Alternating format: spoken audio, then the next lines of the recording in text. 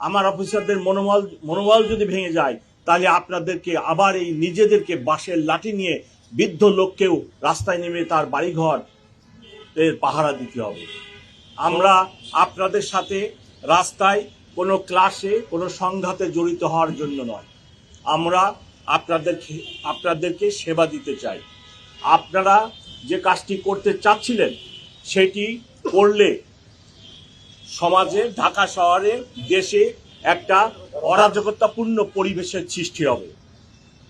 গণ অভ্যুত্থান হয়ে গেছে, সরকারের পরিবর্তন হয়েছে, এখন যদি এরূপ কার্যকলাপ করা হয় তাহলে একটি অস্থির সমাজ, অস্থিরতা দেখা দিবে। সেজন্যই আমরা সেটি রক্ষার জন্য আমার অফিসাররা নিয়োজিত ছিল।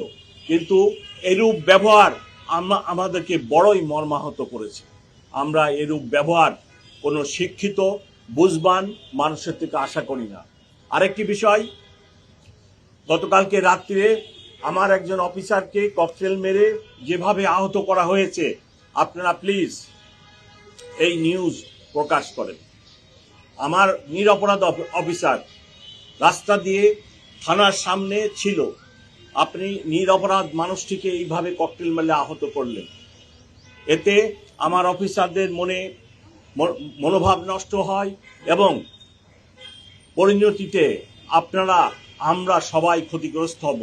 যদি আমার অফিসারদের মনোবল ঠিক না থাকে, আপনারা দেখছেন 5ই আগস্টের পরে আমি নিজে রাত্রে দেখেছি 80 বছরের বৃদ্ধ লোককেও বাঁশের লাঠি নিয়ে মহল্লার মধ্যে মহল্লা পাহারা দিতে হচ্ছে।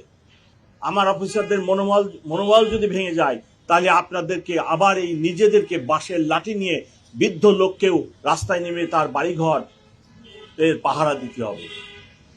যারা এই ধরনের দুর্বৃত্তায়নের কাজ করতেছেন, ককটেল মেরে আমার লোকের মনোবল ভাঙার জন্য চেষ্টা করতেছেন, প্লিজ তাদের কাছে আমার অনুরোধ, আপনারা এইরূপ কাজটি করবেন না।